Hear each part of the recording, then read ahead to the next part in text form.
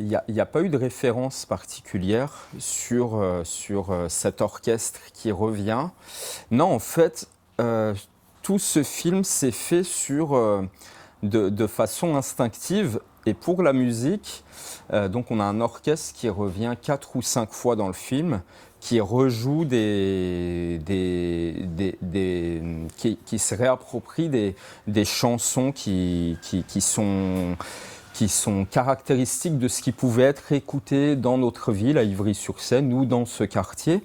Et moi, l'idée m'est venue parce que un jour, je vois Manuel Merlot, qui s'est occupé de la musique du film et qui est avec l'orchestre, faire une reprise d'un morceau de rap avec cette fanfare qui revient dans le film.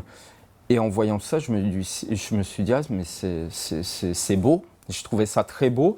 Et comme je lui avais déjà proposé de s'occuper de la musique du film, parce qu'il habite Ivry-sur-Seine et que j'ai voulu faire un film un peu local, je lui ai proposé de reprendre un peu des classiques à sa sauce avec cet orchestre dans la cité totalement déserte, vide.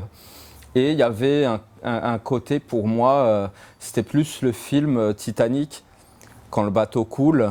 Il y a l'orchestre qui continue à jouer. Et là, c'était un petit peu l'idée. La vie continue malgré tout.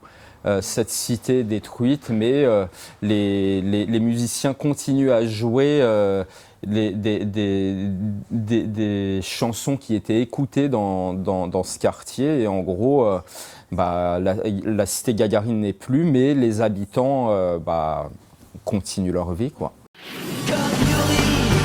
Gagarine comme Yuri, Gagarine, je vole vers l'infini, dans la nuit étoilée, comme Yuri, comme Yuri, comme Yuri, Gagarine. Mon premier long métrage, 600 €, était Coup de poing. C'était l'histoire d'un abstentionniste. La caméra était nerveuse, il y avait les personnages étaient aussi en colère. Et là, On a grandi ensemble, c'était aussi mon cheminement, la période dans laquelle j'étais au moment où j'ai tourné. Et aussi cette envie de montrer les quartiers populaires sous leur meilleur jour. Parce que je trouve que souvent, ils sont montrés par ce qui attise les tensions. Et moi, j'avais envie de montrer un film qui rassemble, sans nier les difficultés, la réalité. Et donc, j'ai voulu faire quelque chose qui soit à l'image de ce qu'il y a de plus beau dans une cité, dans un quartier populaire. C'est de la poésie, de la douceur. C'est de la bienveillance, c'est aussi des paroles, de l'optimisme. Et c'est ce que transmettent tous les personnages que j'ai choisis, qui sont largement représentatifs du quartier. Parce qu'il y avait des côtés un peu plus durs dans le quartier. On les nie pas, on en parle, on les évoque. Mais voilà, c'était surtout la douceur et l'optimisme d'un quartier que j'avais envie de montrer dans le film. De la petite enfance, j'ai que des bons souvenirs. T'as une forme de solidarité, de copinage qui fait qu'en fait, tu peux oublier ce qui se passe chez toi. Quand on a déménagé ici, on a l'impression de débarquer à Manhattan. La plupart des personnes interviewées dans le film, je les connais depuis toujours. On était à l'école ensemble ou c'était les parents d'amis à moi. Et donc, quand je leur ai proposé, la plupart ont dit OK. Mais avant chaque interview, j'ai fait un entretien pas filmé que j'ai enregistré au dictaphone et dans lequel on s'est dit plein de choses. Et il y avait cette parole libre parce que déjà on se connaissait et moi même si j'habitais en face, pas la cité même, je suis du quartier, on se connaît depuis tout le temps, on était dans les mêmes écoles, on jouait ensemble, donc il y avait cette confiance.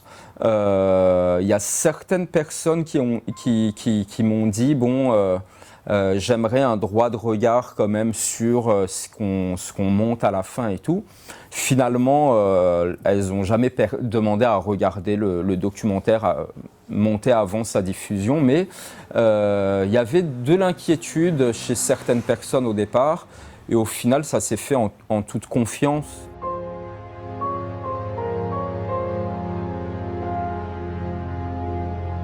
Je savais pourquoi je filmais telle ou telle personne. Par contre, j'ai fait des entretiens non filmés avec 2-3 personnes que je n'ai pas mis dans le film, à qui je n'ai pas proposé d'apparaître dans le film finalement, parce que ça pouvait être redondant avec la parole d'autres. Mais non, je savais pourquoi j'allais proposer à telle ou telle personne, et on n'avait pas non plus le luxe de pouvoir filmer des choses qu'on n'était pas sûr de mettre. Une des personnes interviewées dans le film qui ne voulait pas apparaître au début, qui ne voulait pas être interviewée, c'était un bon ami à moi. J'insistais, il me disait non. Il ne me disait pas non, il me disait on verra, mais il repoussait. Et en fait, un jour, je tournais et sans m'en souvenir, j'ai filmé dans son appartement, dans son ancien appartement. Et j'ai trouvé la photo de son père qui avait été oubliée dans l'appartement. Je lui ai envoyé, je lui ai donné même, je lui ai rendu. Et après ça, il m'a dit OK pour l'interview, parce que il a compris que attends, c'est notre histoire qu'on raconte, c'est ton histoire, donc il y a un moment, il faut arrêter de laisser les autres parler à ta place, à notre place, et prends la parole. Et moi, je te propose de prendre la parole, tu as des choses intéressantes et essentielles à dire. Donc voilà, même ceux qui résistaient un peu, il y a un moment, l'évidence leur a montré que non, faut qu'on raconte notre histoire.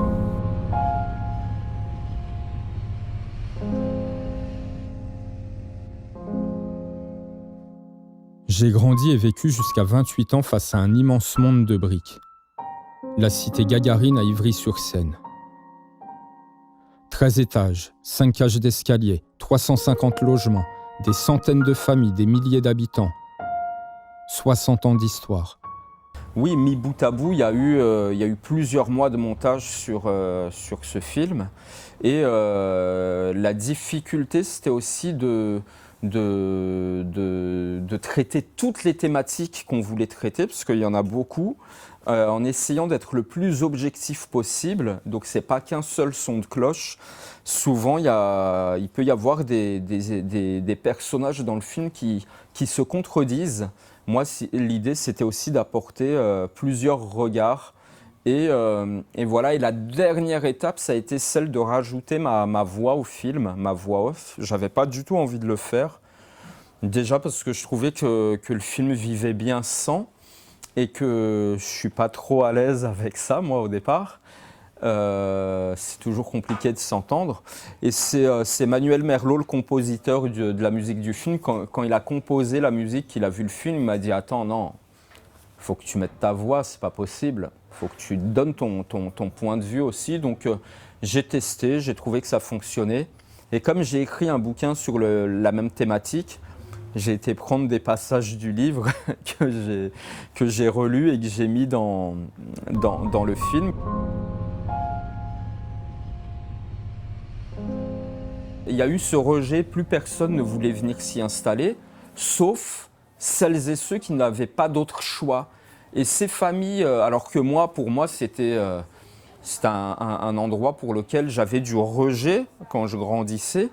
Il y a des familles pour qui encore, même au milieu des années 2000 et au début des années 2010, c'était super d'avoir un logement à Gagarine parce que eux n'avaient rien, et que avoir 4 murs dans lesquels s'installer avec ses enfants, avec sa famille, c'était énorme. Et quand nous on a grandi dans un quartier et qu'on s'en est un petit peu sorti, on oublie que ces quartiers, pour certaines familles, c'est important aussi.